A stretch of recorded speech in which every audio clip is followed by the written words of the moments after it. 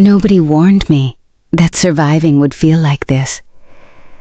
I'm tired, but I still wake up and try.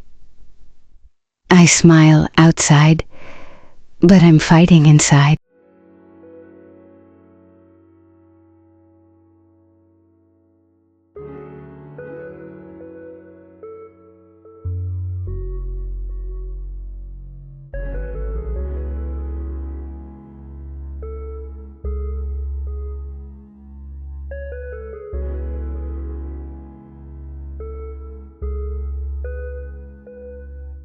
The truth they never told us. Nobody warned us that money would decide how loudly we were allowed to dream. Nobody warned us that poverty would whisper, but power would shout. Nobody warned us that freedom would become a luxury product, not a human right. Something you have to earn, beg for, fight for, bleed for. They never told us that some people are born into choice and others are born into survival. They told us stories instead. Study hard, obey the rules, be patient, trust the process. Things will work out. But they didn't tell us that the system doesn't reward intelligence, it rewards obedience. They didn't tell us that courage is dangerous in a world that profits from fear. They didn't tell us that being quiet, compliant, and grateful keeps you small, and small people are easy to control. They didn't tell us that waking up every day to chase survival slowly steals your soul. Not violently, not suddenly, but gently, daily, silently. You don't feel it at first, because it comes disguised. You call it responsibility. You call it being mature. You call it being realistic. You call it just for now. Just for now. Just until next month. Just until next year. Just until things improve. Just until life settles. But now becomes your whole life. And one day you wake up tired, not from work, but from existence. Tired of trying, tired of hoping, tired of pretending, tired of waiting. Nobody warned us that exhaustion could become an identity, that stress could feel normal, that anxiety could feel responsible, that burnout could feel like adulthood.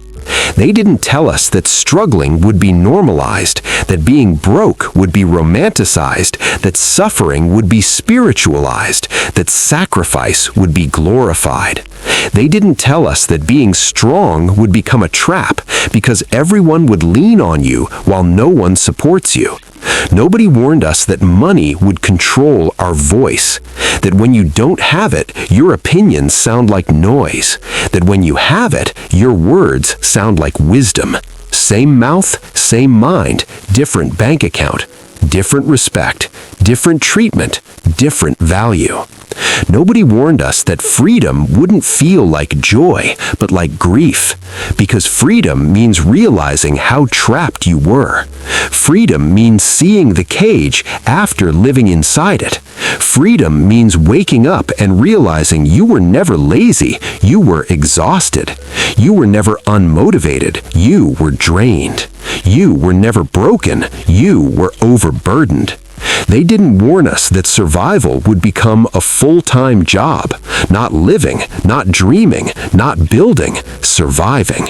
Paying bills, avoiding debt, managing fear, controlling stress, suppressing desire, delaying joy. They didn't warn us that you would learn how to shrink your dreams just to fit your reality, that you would stop imagining big futures because disappointment hurts more than acceptance, so you settle. Not because you want to, but because you're tired. Nobody warned us that poverty is not just lack of money, it is lack of options, lack of rest, lack of safety, lack of time, lack of peace, lack of choice. Nobody warned us that wealth is not just money, it is control. Control over your time, control over your location, control over your energy, control over your future. Money is not evil, but the absence of money is a quiet prison. It locks your choices. It limits your voice. It cages your dreams. It controls your calendar. It rents your mornings. It rents your nights. And the most dangerous part? The prison has no walls, only routines, only habits, only fear, only bills, only expectations, only pressure. Nobody warned us that life would feel like drowning slowly, not dramatically, quietly, while still going to work, while still smiling, while still posting pictures, while still saying, "I'm fine." But here's the truth they can't hide forever. If you feel this, you are not weak. If you feel this, you are not broken. If you feel this, you are not ungrateful. You are aware. You are awake. And awareness is painful before it is powerful. Because once you see the cage, you can't unsee it. Once you feel the weight, you can't pretend it's light. Once you understand the game, you can't play it blindly again. This is not anger. This is not rebellion. This is truth. And truth is always uncomfortable before it is liberating. Nobody warned us that money is not paper, it is not numbers, it is not currency, it is not wealth. Money is time wearing a disguise. And once you see that, you can never unsee it. When someone pays you, they are not buying your skill. They are buying your hours, your mornings, your energy, your attention, your life force. Every paycheck is proof that a piece of your life was exchanged and will never return. Nobody warned us how expensive time really is when you don't have money. When you're poor, everything takes longer. Transport takes longer. Waiting takes longer. Fixing mistakes takes longer. Recovering takes longer. Being broke is slow, painfully slow. And being rich is fast. They didn't tell us that wealth is speed. The wealthy don't wait in lines. They don't beg for appointments. They don't delay medical care. They don't postpone rest. They buy back time, quietly, while the rest of us stand in queues, burning years, calling it normal. Nobody warned us that waking up early wouldn't make us disciplined, it would make us available. Available to systems that don't care how tired we are. You wake up before sunrise, rush through traffic, give your best hours away, come home drained, and tell yourself, this is life. But life is not supposed to feel like constant recovery from yesterday. Life is not supposed to feel like something you survive until weekends. Nobody warned us that time poverty hurts more than money poverty. Because when you're time poor, even joy feels rushed. You rush meals, you rush conversations, you rush sleep, you rush dreams. You don't live moments, you squeeze them. They didn't warn us that children grow faster when you're busy, that parents age quietly while you're working overtime, that memories don't wait for financial stability, that life keeps moving even when you say later.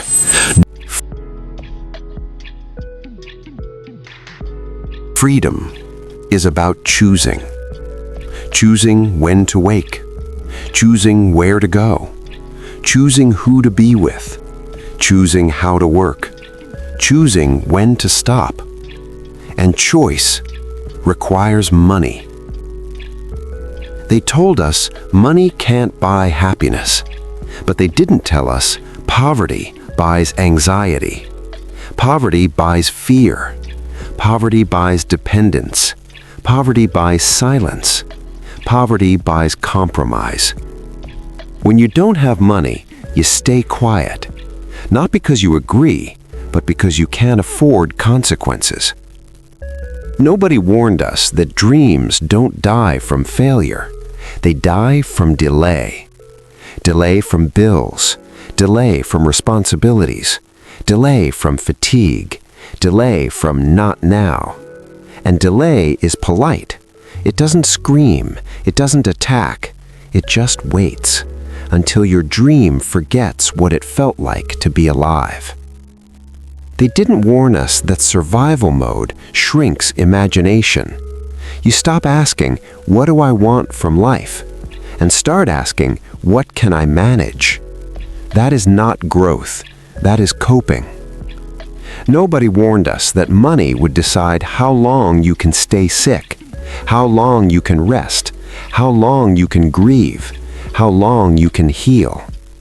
They call it adulthood, but it feels like emotional debt. And the cruelest part, you blame yourself. You think you're lazy. You think you're behind. You think you failed. When in truth, you were outpaced by a system designed to keep you busy, not free. Nobody warned us that owning nothing means renting everything.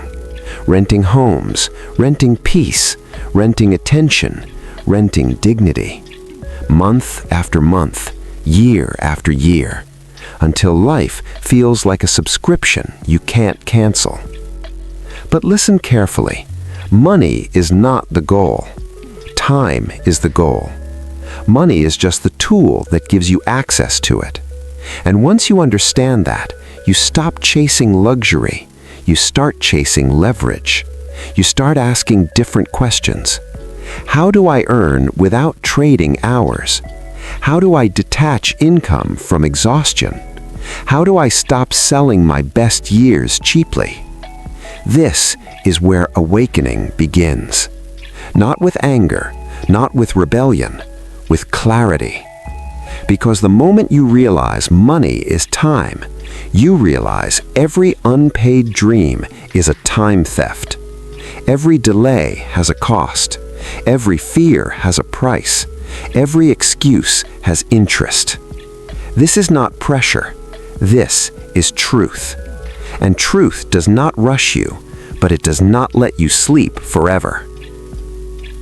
Nobody warned Ananya that being born poor would feel like starting a race already tired. She didn't grow up dreaming of yachts or luxury or millions.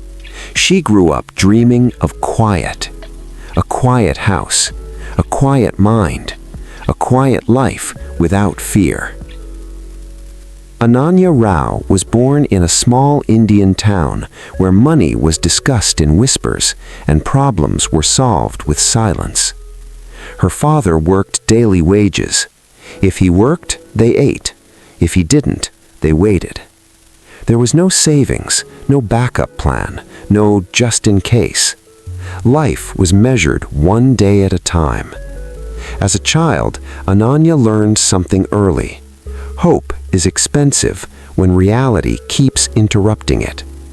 She watched her mother count coins before cooking, not to save, but to decide what hunger would feel like that night. Some days it was rice without spice. Some days it was tea instead of food. Some days it was sleep, because sleep doesn't ask questions. Nobody warned her that poverty teaches discipline before it teaches dreams. She learned to be quiet, to not ask for toys, to not complain, to not want too much, because wanting too much made adults uncomfortable. At school, she was bright, not because she loved studying, but because failure was not an option. Failure meant returning to the same small life with fewer excuses. So she studied, and studied, and studied. But nobody told her that education without leverage still leaves you tired. At 19, life stopped waiting for her to be ready. Her father fell sick. Suddenly, dreams were replaced with responsibility. Ananya took 3 jobs: morning, tailoring work; afternoon, data entry; night, call center shifts. Her body lived in exhaustion. Her mind lived in fear. Fear of missing rent, fear of medical bills, fear of one bad month ending everything. She slept 4 hours a day, not because she was ambitious, because poverty is loud. It does not whisper motivation, it screams urgency. At night, after work, Ananya would sit on the bathroom floor. Cold tiles, dim light. She cried silently. Not because life was hard, but because it felt endless. And one night, with tears on her face, she said something that changed her direction forever. She didn't say, "I want to be rich." She said, "I don't want to live like this forever." That sentence matters, because freedom does not begin with greed. It begins with exhaustion. It begins when survival becomes unbearable. Ananya realized something painful. No matter how hard she worked, she was still selling time, and time was running out. Her youth, her health, her energy, all being exchanged for barely enough. So she made a quiet decision. Not dramatic, not loud, not announced. She decided she would never trade time blindly again. She didn't quit her jobs. She didn't rebel. She learned. At night, when her body wanted sleep, when her mind wanted escape, she learned skills that could travel, skills that didn't need permission, digital skills, remote skills, skills that paid in value, not hours. Progress was slow, painfully slow. Some nights she understood nothing. Some weeks she wanted to quit. Some months she doubted herself. But she kept going. Not because she believed fully, but because returning to her old life hurt more than continuing. Years later, Ananya does not wake to an alarm. She chooses her work. She controls her schedule. She sends money home without fear. She is not famous. She is not loud. But she is free. And freedom looks quiet when you've earned it honestly. Here is the part nobody talks about. Ananya didn't escape poverty because she was special. She escaped because she became aware. Aware that effort without strategy leads to exhaustion. Aware that time is the real currency. Aware that no one was coming to save her. And this is where her story becomes your mirror. Because maybe your life looks different, different country, different language, different struggle. But the feeling is the same. Waking up tired, living on edge, delaying dreams, postponing life.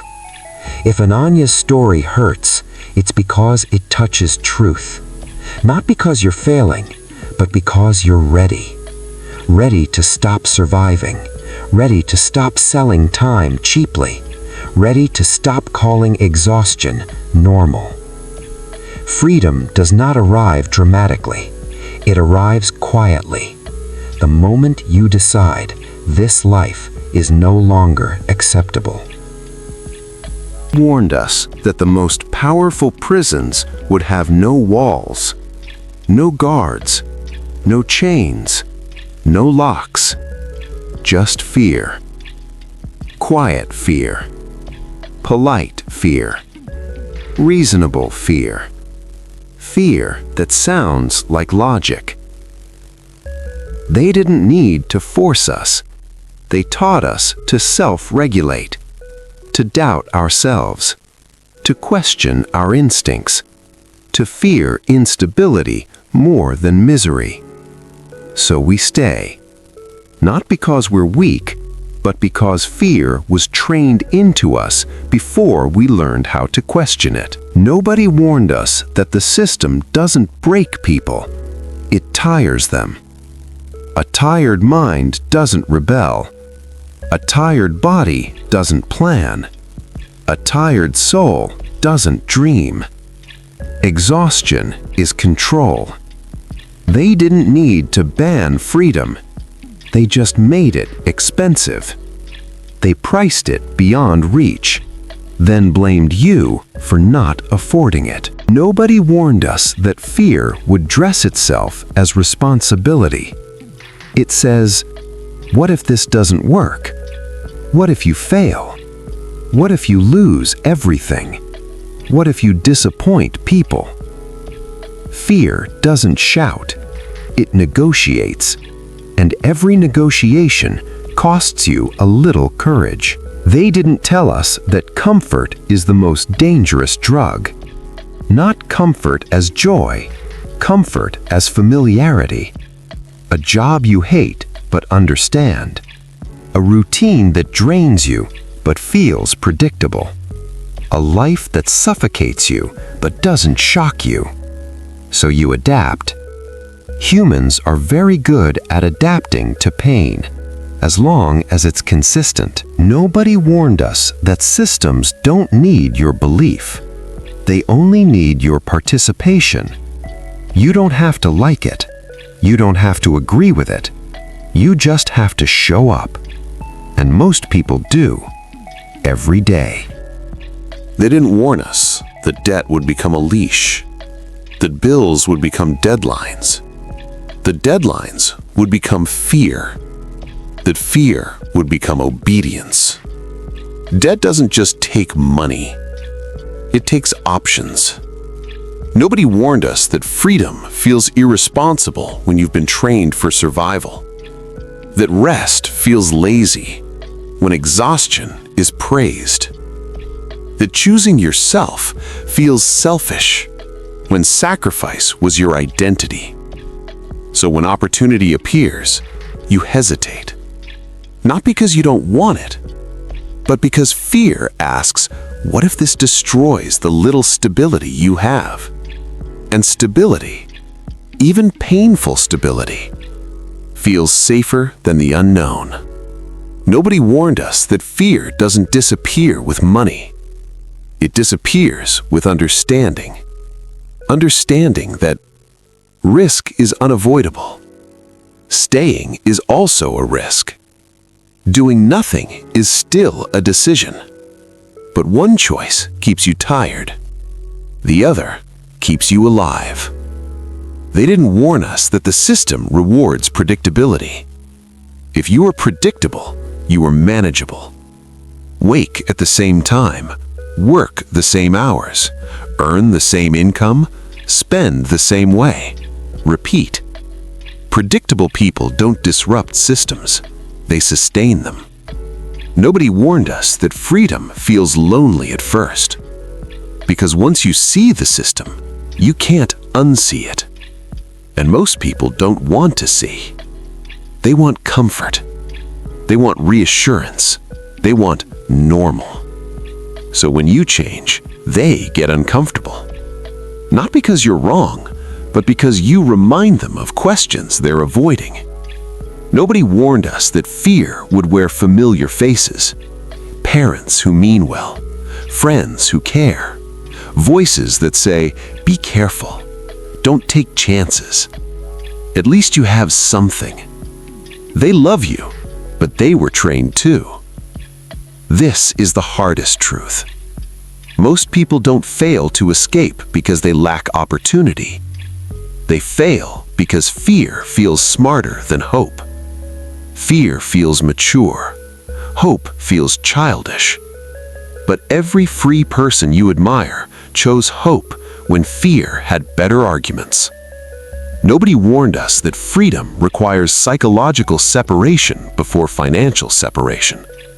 You must leave mentally before you leave physically. You must stop identifying with survival before you build escape. They didn't tell us that the system doesn't collapse. People outgrow it. Quietly, individually, one decision at a time. If this part makes you uncomfortable, good. Discomfort is the signal that something false is losing its grip. Fear is not the enemy. Ignorance is. And now, you are no longer ignorant. Nobody warned us that the strongest chains would be inside our own minds. That even when the door is unlocked, we might still sit inside the cage. Because before money controls your life, beliefs control your choices. You were trained, not educated, trained. Trained to ask for permission, trained to seek approval, trained to doubt instincts, trained to obey structure. And the training was subtle. Good grades got praise. Questions got punished. Obedience got rewarded. Curiosity got labeled risky. Nobody warned us that identity is programmed long before adulthood. You didn't choose your limits, you inherited them. From tired parents, from fearful teachers, from broken systems, from repeated phrases like, "Be realistic." People like us don't do that. That's too risky. At least you have something. They love you, but they were trained too. And slowly, you didn't just hear these ideas, you became them. Nobody warned us that survival rewrites identity. You stop seeing yourself as a creator. You start seeing yourself as a manager of problems. Bills, stress, expectations, time. Your inner dialogue changes. Not what can I build, but what can I avoid breaking? This is where freedom actually begins. Not with money, not with opportunity, with unlearning. You must unlearn the lie that your value is measured by how much you endure. Unlearn the lie that suffering equals virtue. Unlearn the lie that rest must be earned through pain. Nobody warned us that fear would pretend to be our voice. It says, "Who do you think you are? What if you fail? You're not ready. Others are better." But fear is not intuition. Fear is conditioning. Now, listen carefully. These are not affirmations for motivation. These are identity declarations. Let them be spoken slowly, repeated, felt. Affirmation 1. I am capable. I am capable even when I feel uncertain. I am capable even when evidence is incomplete. I am capable even when fear is loud. I do not need perfection to begin. I do not need permission to try. I have solved problems before. I have survived worse than this. I am learning faster than I realize. I am capable. Affirmation 2. I deserve freedom. I deserve freedom without guilt. Freedom of time, freedom of choice, freedom of rest, freedom of direction. I do not exist to be consumed by systems. I do not exist to be exhausted for approval. My life is not a resource to be drained. I deserve freedom because I am human. Affirmation 3. I will build. I will build even when it's slow. I will build even when no one applauds. I will build even when doubt visits daily. I am not in a race. I am in alignment. Progress doesn't need permission. Consistency beats intensity. I will build. Nobody warned us that repeating truth feels uncomfortable at first, because lies feel familiar. Truth feels foreign when you've lived inside fear. Identity change is not loud. It doesn't announce itself. It shows up as small shifts. You stop apologizing so much. You stop explaining your dreams. You stop seeking validation. You stop waiting to feel ready. Nobody warned us that once your identity shifts, your tolerance for suffering drops. What you once accepted now feels unbearable. That's not weakness. That's growth. This is the turning point. Not where life changes overnight, but where you do. Where you stop asking, "Can I?" and start asking, "How?" Money follows identity. Freedom follows belief. And belief is built one thought at a time. Nobody warned us that escape does not begin with action. It begins with permission. Permission to imagine a life that looks nothing like the one you were handed. Most people don't stay trapped because they can't leave. They stay because they don't believe they're allowed to want more. They confuse desire with greed. They confuse ambition with arrogance. They confuse freedom with irresponsibility. So they suppress it, and suppression turns dreams into quiet resentment. Nobody warned us that leverage, not effort, is what creates freedom. Effort without leverage creates exhaustion. Leverage allows 1 hour to work while you rest. Leverage allows value to travel without you. Leverage is the difference between surviving and escaping. They told us, work harder, be patient, stay consistent, but they never taught us to ask the dangerous questions. How does this scale? Who benefits when I work more? What happens if I stop? If your income stops when you stop, you are still owned. It doesn't matter how respected you are, how educated you are, how praised you are. Ownership is measured by dependence. Nobody warned us that freedom requires detachment. Detachment from approval. Detachment from timelines. Detachment from other people's definitions of success. Because escape is uncomfortable to those still inside. They didn't tell us that escape does not begin with action. It begins with permission. Permission to imagine a life that looks nothing like the one you were handed. Most people don't stay trapped because they can't leave. They stay because they don't believe they're allowed to want more.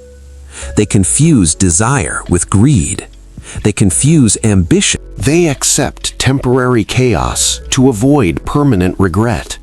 Escape thinkers ask, what am I building that doesn't require me forever? Survival thinkers ask, how do I endure this longer? The questions decide the outcome. Nobody warned us that clarity comes after movement.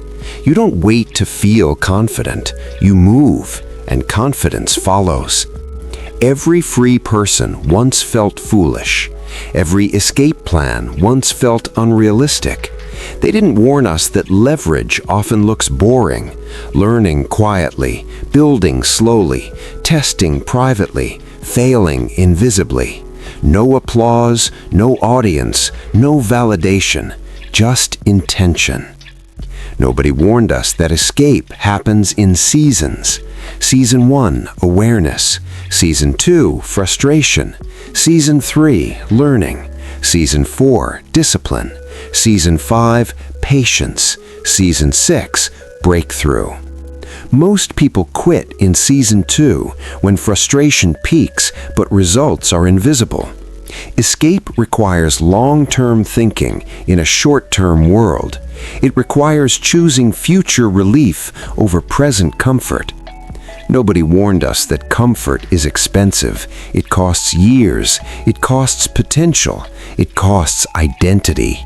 And the bill always arrives late when time is harder to recover. Escape is not reckless.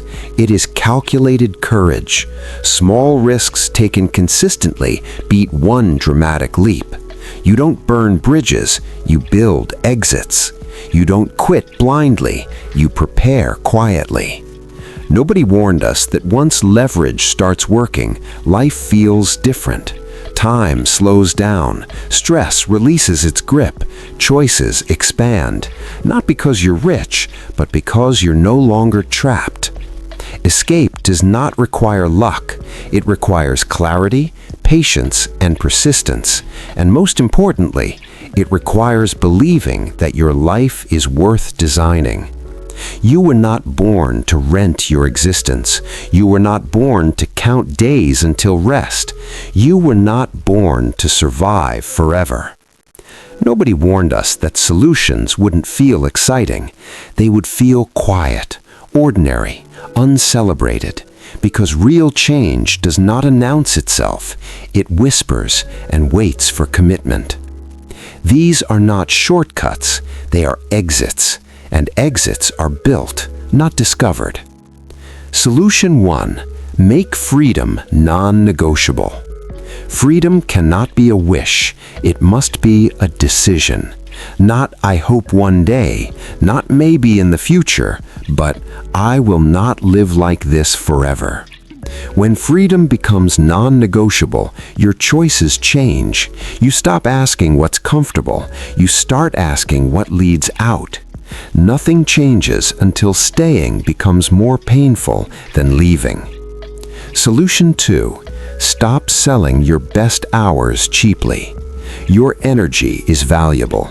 Your focus is rare. Your time is irreplaceable. If your best hours are spent only on survival, you will never escape survival. Protect at least 1 hour a day for building, even when you're tired, especially when you're tired. Empires are built in stolen hours. Solution 3. Master one high-value skill.